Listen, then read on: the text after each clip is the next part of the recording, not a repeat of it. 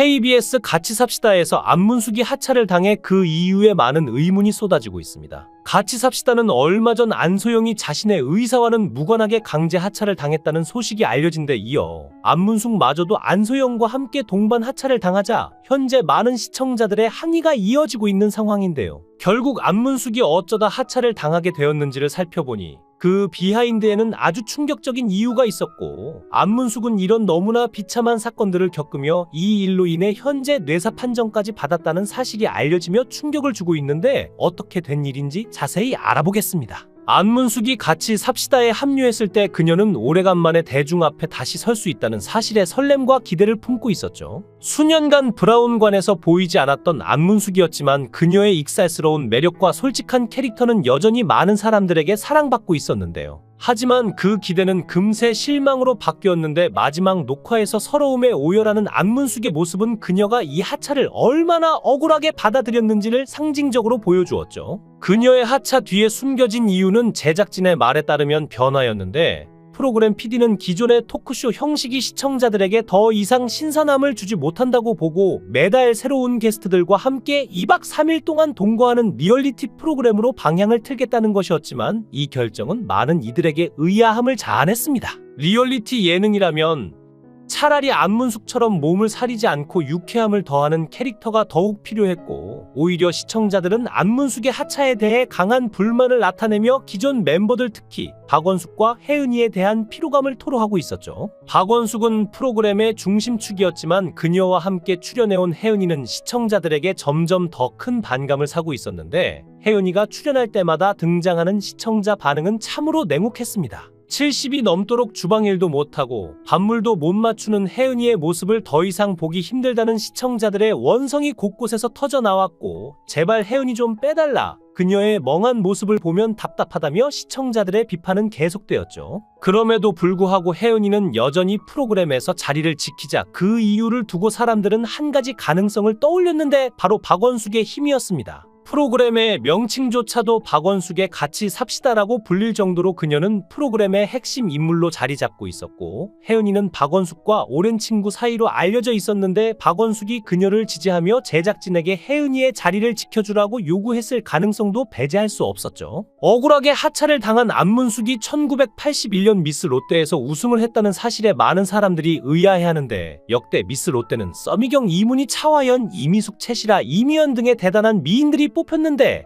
안문숙은 이들과는 달랐기 때문인데요. 안문숙은 미스 코리아나 미스 롯데에 대해 전혀 관심이 없었고 그런 대회에 출전할 생각조차 없었지만 그 출발은 아주 우연하고도 웃기게 시작되었습니다. 안문숙이 미스 롯데에 출전하게 된 배경은 친구와 함께 방송국을 방문했던 날 경비 아저씨의 한마디에서 비롯되는데, 방송국 현관에 서 있던 안문숙에게 경비 아저씨가 다가와 한마디 던진 것이 바로 "집에 가서 공부나 해" 였고, 이 말이 안문숙의 자존심을 자극했죠. 평소에는 미인 대회에 전혀 관심이 없었지만 그 순간 오기가 발동한 안문숙은 대회 원서를 덥석 받아들고 말았는데, 집에 가서 공부나 하라는 말에 반항심이 불타올라 원서를 제출한 것입니다. 하지만 대회 준비라는 것이 쉽지는 않았는데 화려한 옷이나 메이크업을 할 줄 몰랐던 안문숙은 시장에서 저렴한 옷을 사고 스스로 화장을 했고, 그 결과 볼터치만 진하게 한 광주댁 스타일로 대회에 참가하게 되었죠. 당시 참가자들이 모두 세련되고 아름다운 미모를 뽐내며 긴장감 속에서 대회를 준비하고 있을 때 안문숙은 거기에 컨츄리 꼬꼬 같은 느낌으로 등장했는데요. 그 이유는 당시 대회의 사회자였던 허참 씨는 튀어야 눈에 띈다고 살짝 귀띔을 해주었고, 안문숙은 그 말을 그대로 받아들였는데 그 순간 대회장은 역사에 남을 장면을 맞이하게 되었죠. 가장 좋아하는 동물은 뭐죠? 라는 심사위원의 질문에 안문숙은 잠시 생각하더니 아주 단호하게 "살모사요" 라고 대답했는데, 청중들이 깜짝 놀란 건 말할 것도 없었고 심사위원들도 당황하기 시작했는데요. 하지만 안문숙은 거기서 멈추지 않았는데, 탤런트가 되면 어떤 연기를 하고 싶나요? 라는 질문에 그녀는 다시 독특한 답변을 내놓습니다. "깡패 연기요." 그리고 실제로 그 자리에서 깡패 연기를 펼친 것이었죠. 무대에서 깡패처럼 걸어가며 팔을 흔들고 무섭게 눈을 부릅뜨는 안문숙의 연기는 참가자들 중 누구도 흉내낼 수 없는 특이한 퍼포먼스였는데, 심사위원들은 처음에는 놀라움을 감추지 못했지만 이내 그녀의 대범함과 유쾌한 매력에 감탄하며 깊은 인상을 받았습니다. 그녀는 미스 롯데 대회가 아니라 마치 코미디 쇼에 나온 사람 같았는데 대개 참가자들이 화사한 미소와 함께 우아한 답변을 준비했을 때 안문숙은 자신을 망가뜨리는 방식으로 심사위원들에게 강렬한 기억을 남겼죠. 이런 식의 대답과 행동으로 안문숙은 당시 5,000명이 넘는 참가자들 중에서 특별히 눈에 띄었습니다. 그녀의 독특한 매력과 파격적인 답변은 심사위원들의 눈길을 끌었고 결국 그녀는 우승의 영예를 안게 되었는데 그 당시 사람들은 미스 롯데 대회에서 어떻게 이런 일이 벌어졌는지 의아해했지만 안문숙은 자신의 방식으로 성공을 거둔 것이죠. 안문숙은 자신이 자연미인이라며 어릴 적 코뼈가 부러지는 바람에 정형의 목적으로 코를 성형수술한 적이 있다. 하지만 그 외에는 일절 성형을 하지 않았다고 말했는데요.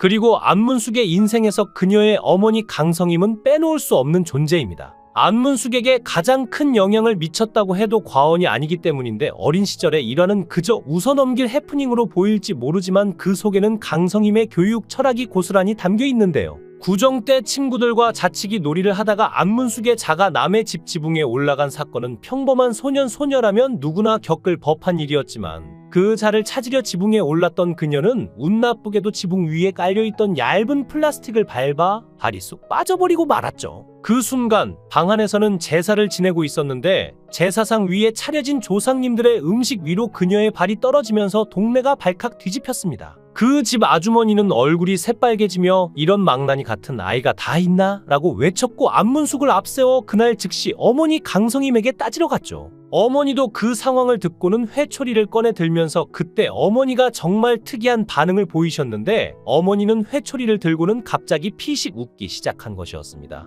어머니의 훈계는 단순한 매질로 끝나지 않았는데 어머니는 회초리질을 하면서도 특유의 긍정적이고 재치 있는 말씀을 남기셨죠. 남의 집 지붕 뚫어서 대통령 될래? 판사가 될래? 이렇게 돈을 바가지로 벌 가시네야라는 말이었는데 매를 맞으면서도 안문숙은 어머니의 말에 어이가 없었고 그 순간 모든 화가 사라지며 웃음이 터졌습니다. 어머니는 매를 들면서도 크게 될 사람이라고 긍정적인 말을 해주셨고 그때 안문숙은 아무리 심각한 상황에서도 긍정적인 마음을 잃지 않는 것이 중요하다는 것을 깨달았죠. 어머니의 이 독특한 훈계는 안문숙의 마음속에 깊이 새겨졌고 이후 그녀가 어떤 고난을 겪더라도 늘 유쾌함을 잃지 않는 원동력이 되었는데요. 안문숙의 어머니 강성임은 그 후에도 여러 차례 딸에게 독특한 방식으로 훈계를 하곤 했는데 나중에 안문숙이 어른이 되어 결혼을 늦추자 어머니는 이렇게 말씀하셨습니다. 결혼 늦게 해서 애를 한 10명 낳을 가시네야. 어머니의 이런 표현에는 그저 딸에게 잔소리를 하는 것이 아니라 딸이 잘 되길 바라는 간절한 마음이 담겨 있었죠. 사람들은 그녀를 보고 참 성격도 좋고 탤런트로도 인정받고 주변에 좋은 사람들까지 있으니 참 행복할 거야 라고 생각할 수 있지만 안문숙은 그 모든 것을 가진 것처럼 보였음에도 불구하고 인생의 깊은 구렁에서 혼자만의 싸움을 하고 있었는데요. 문제는 그녀의 연기 폭이 좁았다는 점입니다. 안문숙은 1990년대부터 코미디와 드라마를 넘나들며 큰 사랑을 받았지만 시간이 지날수록 그녀에게 맡겨지는 역할은 점점 더 한정되었죠. 그녀의 캐릭터는 대부분 노처녀로 그려졌는데 언제나 결혼을 못한 여자, 철없고 조금은 어수룩한 이미지가 고정된 것인데요. 시청자들은 그녀의 코믹한 캐릭터에 웃음을 터뜨렸지만 그 이면에서 안문숙은 점점 연기 생활에 대한 회의감을 느끼기 시작했습니다. 안문숙은 이에 대해 한 인터뷰에서 이렇게 말했습니다.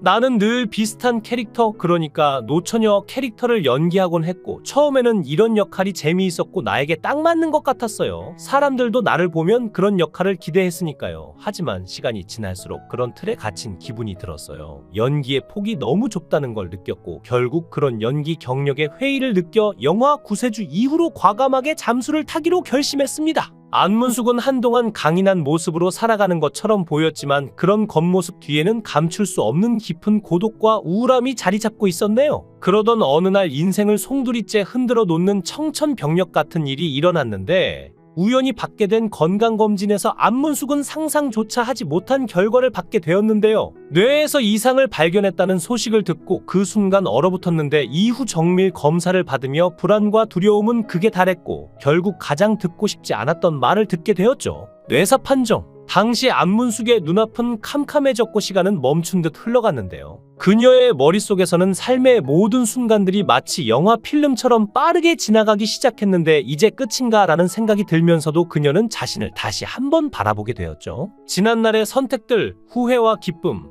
사랑과 상처들이 차례로 떠올랐는데 자신이 걸어온 길을 되짚으며 무엇을 놓치고 무엇을 소중히 여겨야 했는지 새롭게 깨닫는 순간이었습니다. 그러나 다행스럽게도 시간이 흐르고 전문가의 구체적인 판정을 들었을 때 그녀는 안도의 한숨을 쉴 수 있었는데 뇌세포 일부가 죽은 것은 사실이지만 다행히도 불필요한 뇌세포였다는 것이었죠. 비록 충격적인 사건이었지만 그 말을 듣고 안문숙은 비로소 생명에 대한 경외감을 느끼며 살아가야 할 이유를 다시 한번 깨달았는데요. 이 사건 이후로 그녀는 이전과는 전혀 다른 태도로 삶을 마주하게 되었고 자신을 옥죄던 것들, 굳이 쥐고 있을 필요가 없었던 것들을 하나씩 내려놓기 시작했습니다. 예전에는 놓지 못했던 욕심과 기대들을 차츰차츰 버리며 더 편안한 삶을 살기로 결심했는데 그녀는 한 인터뷰에서 이렇게 고백했습니다. 결혼을 못해서 누군가의 엄마가 되지 못한 삶을 살아온 게 그때 가슴 속 깊이 후회됐어요. 결혼을 했다면 아이가 있었다면 지금의 나와는 많이 달랐겠죠. 하지만 그 후회도 이젠 자연스럽게 받아들이기로 했어요. 그게 내 삶의 한 부분이니까요. 이제 안문숙은 후회와 아쉬움 대신 자신만의 길을 선택하며 스스로를 이해하는 과정에 들어섰는데 불필요한 짐들을 내려놓고 보다 가벼운 마음으로 세상을 바라보고 있습니다. 더 이상 타인의 기대나 세상의 잣대에 자신을 맞추려고 애쓰지 않기로 결심한 것이죠. 그녀는 뇌사라는 끔찍한 상황을 맞이했지만 그 속에서 오히려 자신을 다시 찾는 법을 배웠습니다. 모쪼록 안타까운 소식을 전한 안문숙이 너무 슬퍼하지 말기를 바라고 이런 방송계 갑질과 악습이 이제는 제발 사라지기를 바라며 그녀에게 여러분의 따뜻한 응원을 부탁드립니다. 영상을 끝까지 시청해 주시고 귀한 시간 내주셔서 대단히 감사합니다. 구독, 좋아요 꼭 부탁드립니다. 더 좋은 영상으로 보답하겠습니다.